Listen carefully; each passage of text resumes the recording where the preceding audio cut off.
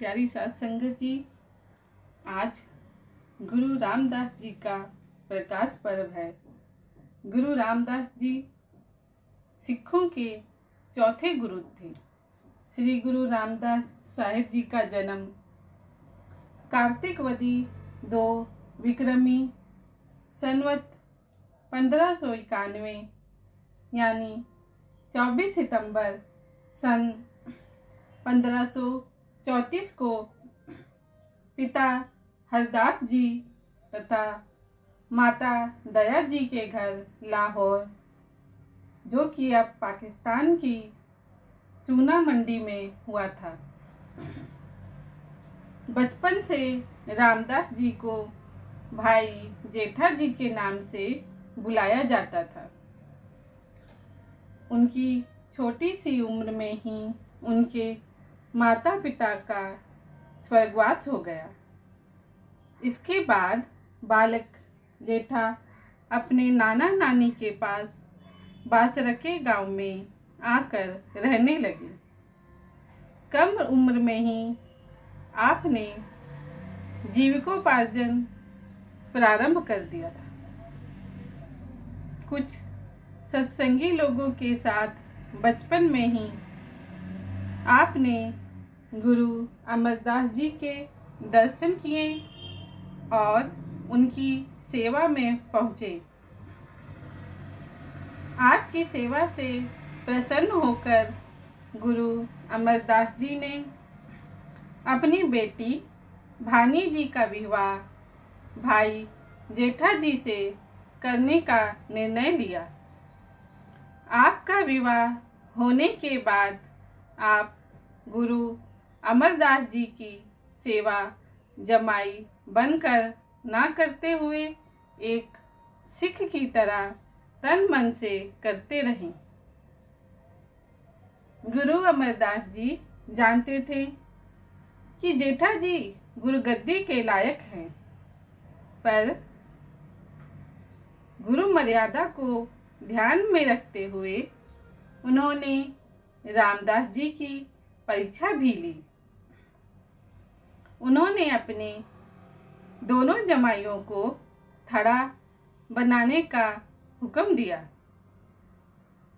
शाम को वे उन दोनों जमाइयों द्वारा बनाए गए थड़ों को देखने आए। थड़े देखकर उन्होंने कहा कि ये ठीक से नहीं बने हैं, इन्हें तोड़कर दोबारा बनाओ। गुरु अमरदास जी का आदेश पाकर दोनों जमाइयों ने दोबारा थड़े बनाए। गुरु साहिब ने दोबारा थड़ों को नापसंद कर दिया और उन्हें दोबारा से थड़े बनाने का हुक्म दिया। इस हुक्म को पाकर दोबारा थड़े बनाए गए, पर अब जब गुरु अमरदास साहिब जी ने इन्हें फिर से नापसंद किया और फिर से बनाने का आदेश दिया, तब उनके बड़े जमाई ने कहा, मैं इससे अच्छा थड़ा नहीं बना सकता।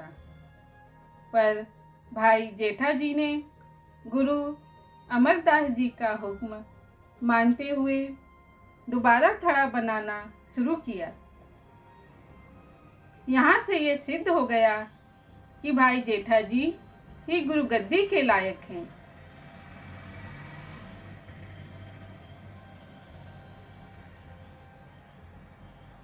श्री गुरु अमरदास जी द्वारा भाई जेठा जी यानी गुरु रामदास जी को 1 सितंबर सन 1574 ईस्वी में गोविंदवाल जिला अमृतसर में गुरुगद्दी सौंपी गई।